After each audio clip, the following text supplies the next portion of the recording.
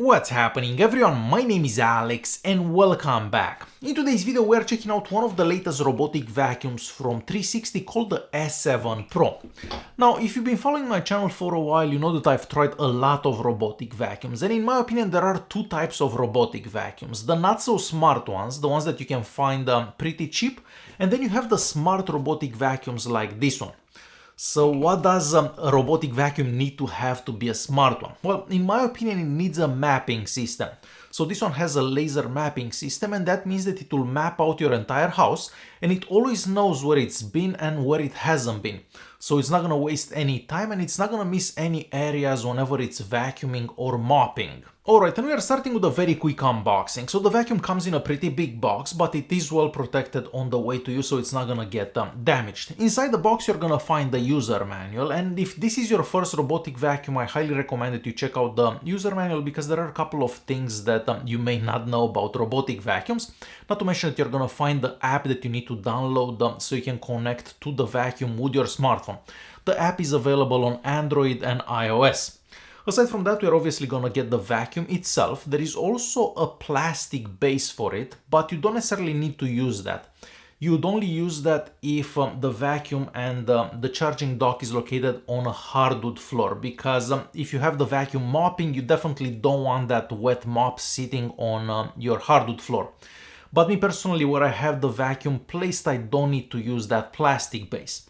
Then we are going to find the charging dock and the power adapter, and I was very happy to see that the power adapter includes all the plugs for all the regions, so it doesn't matter if you are in North America or Europe, you can use that power adapter anywhere.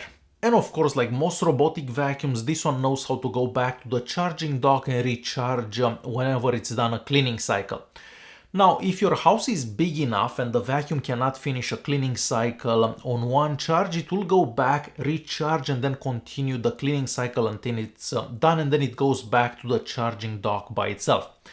Now, this is not the case in my house. In my house, the vacuum can probably clean like 4 times on one charge. So there are 4 levels of suction that you can select. You can select a quiet mode. The quiet mode basically has the least amount of suction, but the vacuum is really quiet. So if you're at home and you want the vacuum to vacuum while you're at home, but you don't want the extra noise, you can use that mode. But if you schedule a cleaning, so yes, you can schedule cleanings and the vacuum can do all the cleanings by itself, you don't have to turn it on or do anything, then you can select the maximum suction power since you're not going to be at home. And on the maximum suction power, the vacuum gets about 1.5 hours to 2 hours of cleaning time. And as I said, that is more than enough for my house, and it should be more than enough for pretty much all houses. Well, unless you live in like a massive mansion. The vacuum itself is mostly made out of plastic, and well, it looks like most robotic vacuums these days. So at the top here we have the laser mapping system, and that's what the vacuum uses to map out your house and know where it is. Next to that we have the power button, so you turn on the vacuum from that button, or you can start a cleaning cycle from that button. And next to that we have the button for the charging dock. So if you press that button, the vacuum will go back to the charging dock.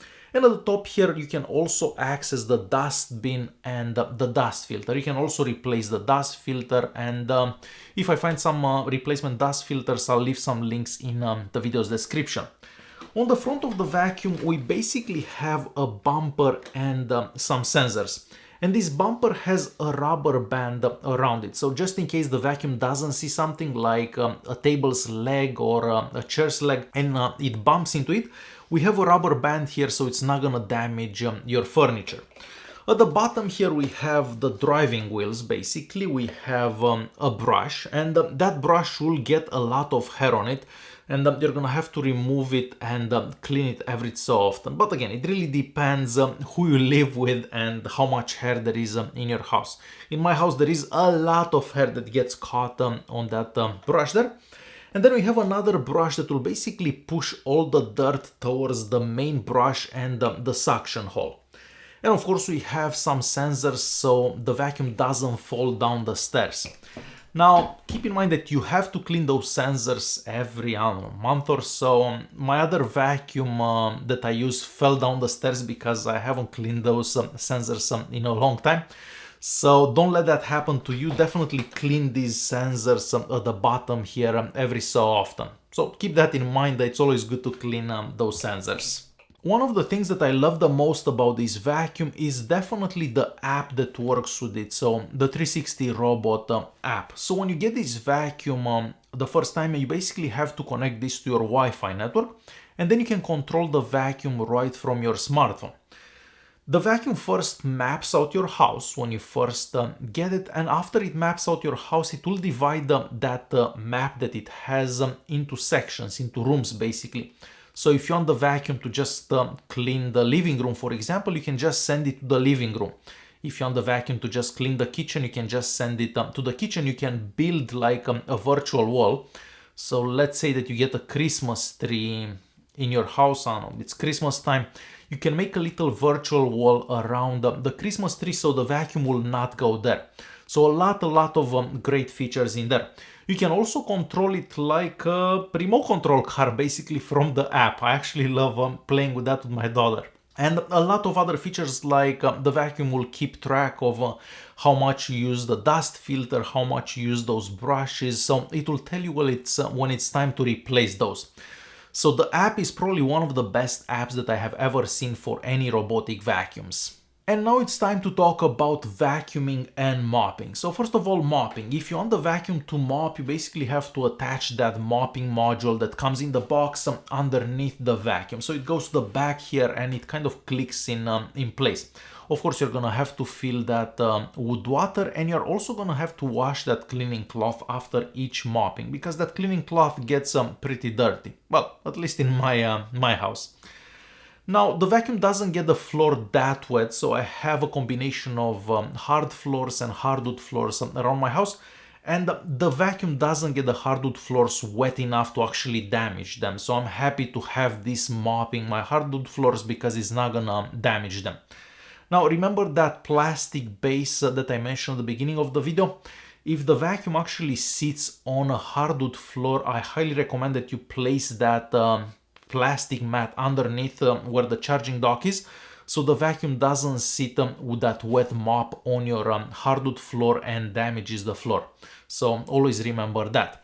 But personally, I don't mop very often. I just have the vacuum set on a schedule to vacuum, and I only mop maybe once a week.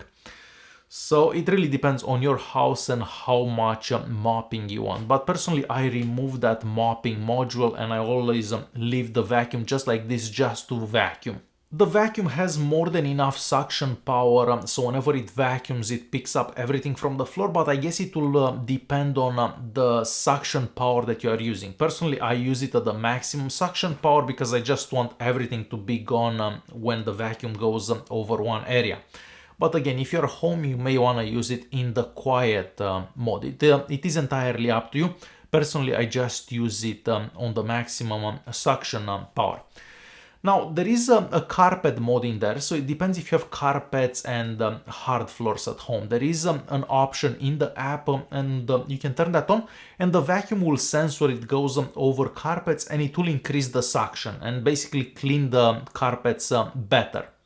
So it depends on your house and how you have your house set up. You may want to turn that feature on, so the vacuum knows how to increase the suction power whenever it goes over carpets. Now, like most robotic vacuums, you should probably clean the floor a bit before this goes vacuuming. And by that I mean you should remove cables, small toys and things like that, so the vacuum doesn't actually get stuck on something, because if it gets stuck and you're at work, then the vacuum will not complete the cleaning. Now, this one has a feature where it will try to get himself unstuck from a cable. Personally, I haven't tried that because I've had robotic vacuums for a long time, and I always go and remove all the cables from the floor, like phone chargers or anything like that, because the cable will get damaged if it gets in that brush underneath. Plus, the vacuum will get stuck. So ideally, you'd clean up the house a bit before this goes vacuuming. Now, it's not going to get stuck on everything, but there are certain things that it will get stuck on. And of course, you don't want that to happen when you're at work and the vacuum is just home, and then it will send you a notification saying, hey, I'm stuck, come on, unstuck me. So always try to tidy up the house before this goes vacuuming. And overall, in my experience, it does very well over carpets and hard floors, at least in the settings that I took this in my house and so on. I mean, there may be some carpets this thick that this will not do good over, but normal carpets like this, it can go over them without any problem. It can clean them good as well.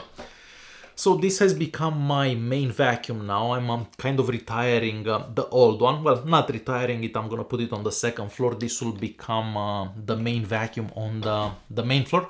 So definitely one of the best robotic vacuums that I have tried so far. And mostly because of that app. The app is very, very convenient, how you can schedule everything. You can select the vacuum to clean a certain room, a certain area. You can select areas where it shouldn't vacuum. So very, very well made app for it. So if you're looking for a good robotic vacuum, the S7 Pro is definitely one that you should consider. Alright guys, hopefully you enjoyed this video. If you did like it, don't forget to press that like button. Don't forget to subscribe, and I'll see you guys in the next one. Thanks for watching.